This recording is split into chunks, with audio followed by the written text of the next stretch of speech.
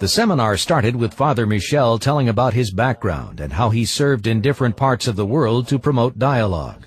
When he was asked about how he was introduced to Turkish culture and the Fethullah Gulen movement, he spoke about how he studied in Turkey.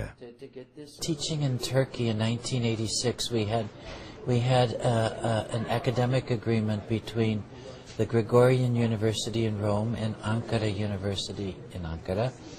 And some of my students were involved in the Jamaat-ul-Nur. And so what I basically tried to do was just go through the history of the Gulen movement and try to explain the vision of Mr. Gulen. And it's a vision of, it says that the real enemies of humankind in the 21st century are ignorance. And so they have these really good schools in different countries. The second enemy of humankind is poverty, so they have many development programs and charitable activities. And the third is disunity, and that's why they've set up in so many different places these dialogue institutes.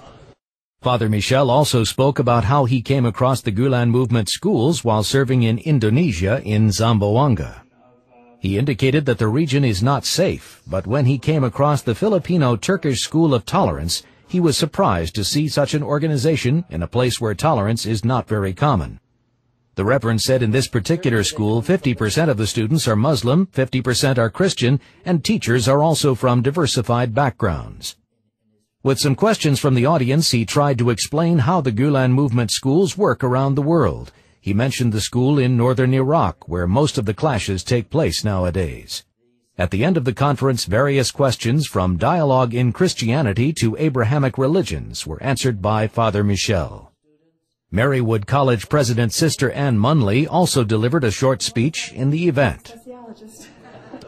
So what struck me tonight that was very powerful is that I could see in your reflection on the Gulen movement so many parallels to the emergence of the 19th century apostolic religious congregations of women. Closing remarks were made by Golden Retreat Center President Bekir Aksoy. These other cultures.